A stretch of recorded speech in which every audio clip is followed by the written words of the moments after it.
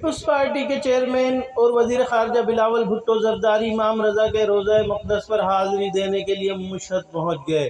وزیرخارجہ بلاول بھٹو زرداری نے روضے پر حاضری دی اور ملکی سلامتی اور وطن عزیز میں جمہوریت کے استحکام کے لیے خصوصی دعا بھی مانگی۔ بلاول بھٹو زرداری نے آستان قدس رضوی کے متولی علامہ شیخ احمد مروی سے بھی ملاقات کی۔ بلاول بھٹو زرداری کی ایران آمد پر آستان قدس رضوی کے متولی علامہ شیخ احمد مروی نے اپنی نیک تمناؤں کا اظہار کیا۔